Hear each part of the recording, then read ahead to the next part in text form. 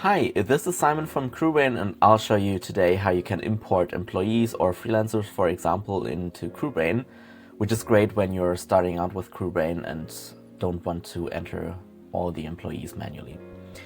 Go to your base data, employees, and then there's two arrows, one download arrow and one upload arrow. I have prepared an Excel file for this, a employee Excel file, which should at least contain the first and last name and an email address for CrewBrain to work with it. So I'll just click on upload, excellent, CSV upload. I'll select my file, click on upload. I will ignore the first line because the first line is the header for the different columns.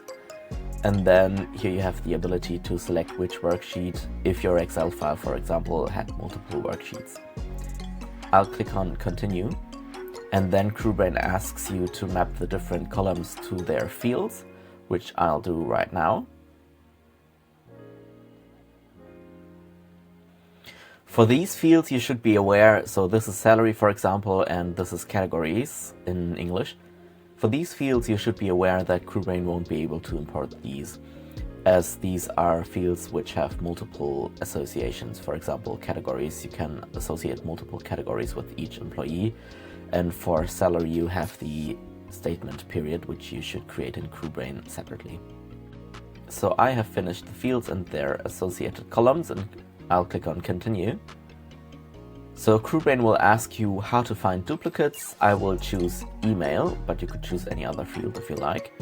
And what to do with duplicates. I want to update duplicates, but you could also choose to ignore those. I'll click on continue. And then CrewBrain will show you an approximation of how the import will go.